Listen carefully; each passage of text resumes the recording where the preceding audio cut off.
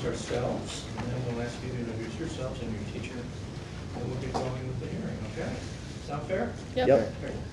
I'm Jeff Owen, retired Chief Operating Officer of the American Bankers Association, a big trade association here in the Washington area, representing the banking interests throughout the government. My name is Dan Murphy, and I'm a Senior Technical Advisor for an organization called Democracy International, and I'm also on the Board of Directors for the Center for Civic Education. Hi, I'm Alex Marston. I'm a congressional staffer on the House Committee on Homeland Security. I'm also a We the People alum, and I serve on the National Advisory Council for the Center for Civic Education. I'm Pranav Patel, and I'm a senior at East Brunswick High School. I'm Dasha Patel, and I'm a senior at East Brunswick High School. Hi, my name is also Alex, and I'm a senior at East Brunswick High School. And these are our lovely teachers, Ms. Spivey and Mr. Mondry. Good evening. So, Unit 3, Question 2. In his farewell address, President George Washington warned that the alternate domination of one party over another could create a spirit of revenge and lead to a frightful despotism. What examples from American history either support or challenge Washington's warning about the dangers of partisan conflict? Why has the United States historically been dominated by only two major political parties at a time, despite Washington's warning about factional conflict? What are the main advantages and disadvantages of ranked choice voting compared to the single-member plurality system used in most U.S. elections? And what would adopting ranked choice voting reduce? And would adopting ranked choice voting reduce the risks of Washington warned about? Please begin. President Washington foreshadowed an adversarial pattern where political victories are won when those in power weaponize authority against their opponents. Just 2 years after Washington's address, Congress passed the Alien and Sedition Acts, which criminalized false, scandalous, and malicious writing against President Adams. This nakedly partisan law penalized Democratic Republicans and protected Federalist office holders from prosecution, creating a climate where one party's victory meant the other's destruction. Decades later, President Andrew Jackson reinforced this pattern through the spoils system, removing political opponents from office and replacing them with hardcore loyalists. By converting public office into a prize for loyal supporters, each transfer of power became an act of retribution, deepening cyclical partisanship. Even today, this cycle persists. Last year, President Trump accused several Democratic lawmakers of seditious behavior that was punishable by death, simply for urging military personnel to refuse unlawful orders.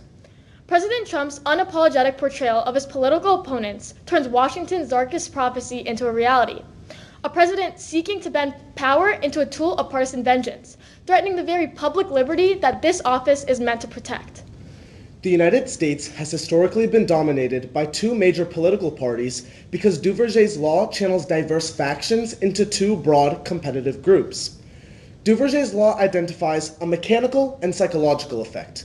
The mechanical effect makes it structurally impossible for third-party candidates to convert widespread support into electoral victories. For example, even when third-party candidate Ross Perot won the nearly 19% of the popular vote in the 1992 election, his support was thinly spread across states, converting into zero electoral votes. The psychological effect builds on this, as voters align with one of two major parties in order to avoid wasting votes. This pattern was reflected in the 2000 presidential election, when supporters of third-party candidate Ralph Nader ended up shifting towards Al Gore or George W. Bush out of fear of influencing a very close race.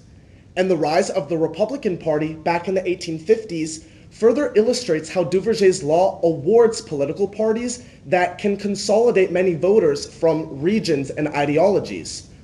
By absorbing the free soilers and know-nothings, Republicans unified economic libertarians, populist nationalists, and northern reformers into a single competitive force. The main disadvantage of ranked choice voting is ballot exhaustion, in which voters become overwhelmed by a wider field of candidates to evaluate. Because voters must research and rank multiple candidates, many make errors or stop ranking, leading to incomplete ballots. The Alaska Policy Forum found that 11% of all ballots from American ranked choice voting elections were exhausted and ultimately not used in the final vote. However, because ranked choice voting encourages sincere voting, adopting it would effectively reduce Washington's risks.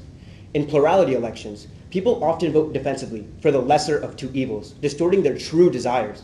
Conversely, ranked choice voting allows voters to express their real preferences.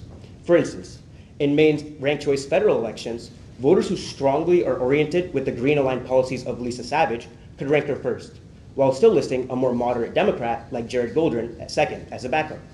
Additionally, ranked choice voting reduces hyperpartisanship by incentivizing candidates to seek broad support rather than inflaming divisions.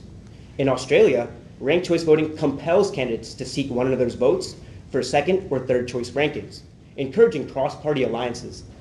As a result, Australia ends up closer to embodying the spirit of Washington's warning better than in the nation where it originated. Thank you. So I'd like to start about drilling down into the spirit of revenge referenced in the question and ask you, if Washington's concern was a spirit of revenge, what constitutional safeguards exist today to prevent partisan retaliation from undermining democratic norms?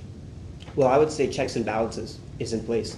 For example, if we look at President Nixon and the Watergate scandal, the Supreme Court forced him to give up records that showed his guilt. And I think what we see here is that checks and balances prevents that spirit of revenge by ensuring that any member of any of the three branches can't use their authority and weaponize it against one of the other three branches.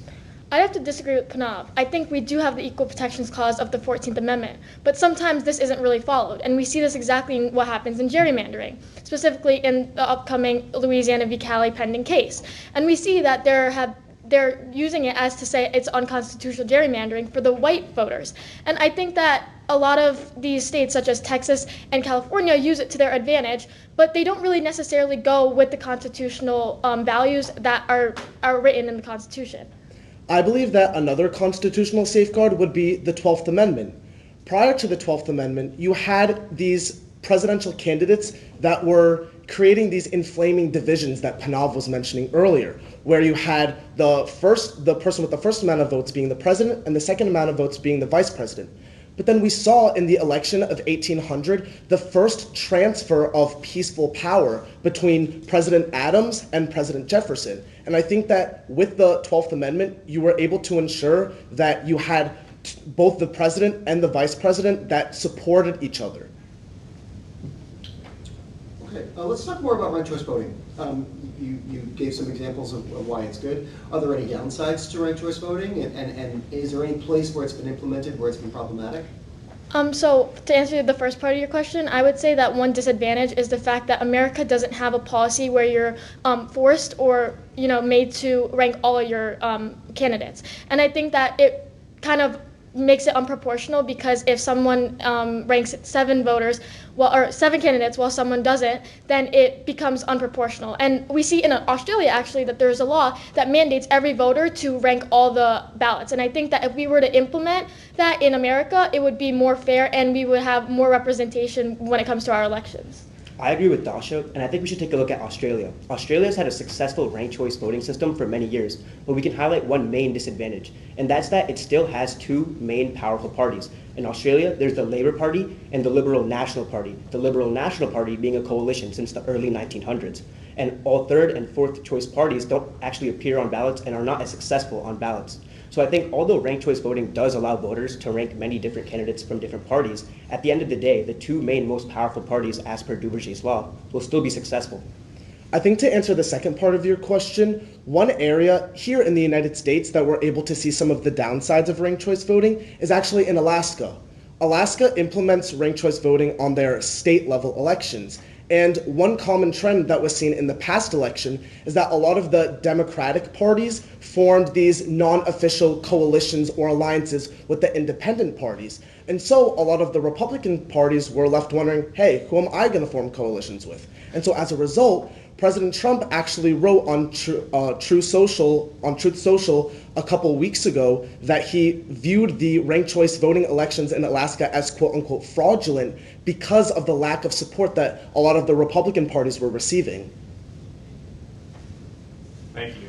To go back to talking more broadly about partisan conflict, would you say that partisan conflict is inherently destabilizing, or can it serve as a mechanism for accountability? I think that it can be measured as an act of accountability, and we can specifically see this in some international examples. So, for example, in Germany, where you have parliamentary selection, you have a lot of the members of parliament that are actually voting for the president rather than having the individuals vote directly for the president. And I think that this shows how there's a good balance between a lot of the coalitions, because a lot of them are being represented in parliament. And when you have a lot of them being represented in parliament, you have more conversations rather than a lot of conflict between them. I would disagree with Alex to that point. I think partisan conflict is destabilizing. I think it ruins the camaraderie we saw with the framers in the Constitutional Convention. Although they disagreed on many things, they still viewed each other as peers. And just the other day, we actually met with the senior advisor for our district representative, Congresswoman Bonnie Watson-Coleman, Brad Corton, and he told us about how before 1995, when the House were supposed to work 5 days a week instead of 3, many families, for representatives, they would move their families to Washington, and they would participate in the same social institutions like places of worship or places to go out to eat, restaurants, and they saw each other as peers. And I can say for myself in this program, I can disagree with Dasha and Alex every day on a multitude of things, but I can never hate them because they're my peers and we work together to accomplish our goals. And that sense of culture is what I think needs to be brought back, especially to our Congress, our Senate, and our House of Representatives. I'd have to say that political polarization is destabilizing, and we see that throughout the 1930s and the 1990s, and for example, during the presidency of President Jimmy Carter and the election between Jimmy Carter and Gerald Ford, we had a commission that was made to have voting reform and the Republicans and Democrats sided together to make this challenge and allow people to vote more freely. And they actually incentivized Congress to pass billions of dollars to state legislators in order to increase the amount of polling places that people had access to. But now we see that this Save America Act is trying to be passed in Congress. But this will disenfranchise many voters. And I think that it's basically a pattern where Republicans and Democrats kind of just don't like each other and they want to go against their views. And I think it's just sad that we've come to this point because we have had a time where people have gone along and gone together and come together to support the entire American people.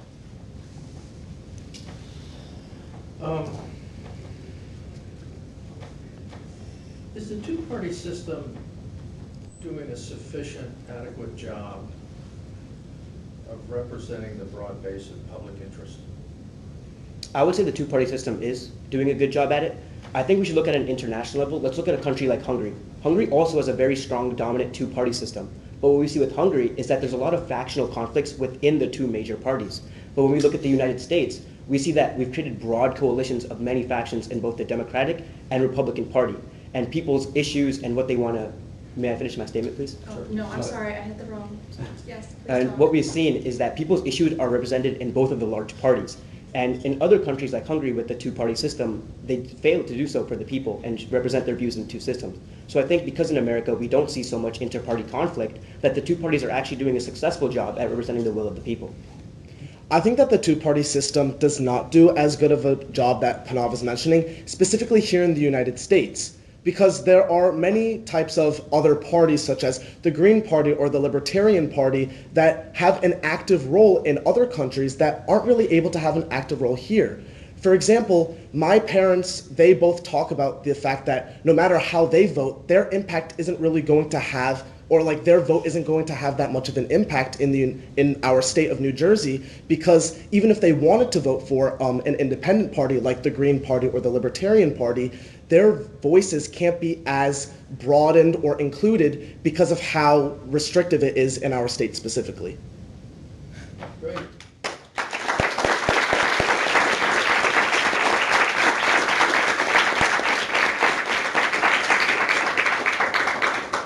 We'll give you some brief comments here. First off, I'll lead off. I thought your opening presentation was great. It was substantive. You were clearly relaxed and comfortable with the material, which is a good thought. You weren't just reading something. You were really energetic about it. And I think in the discussion here, it again stayed alive and kept alive. And I like the fact that you were able to disagree with each other and thereby giving different points of view, which I thought was really, really helpful. I think your comments about 95 way back when people could disagree, but they still went to church together and this, that, and the other thing. It pointed out a significant difference between then and now, and I think it was a good point to make. So congratulations, I thought you did a great job. Thank Thank you. you. I would agree. I really don't have too much else to add, but you actually made the comment about disagreeing with each other and being respectful about it. I also felt that there was a real depth of understanding, and that you weren't just giving examples, you were talking about things that you clearly had understood and really, really internalized. And I thought it was a pleasure to listen to you. Thank you. Thank you. I agree too, great job. I thought your analysis and depth of understanding was fantastic.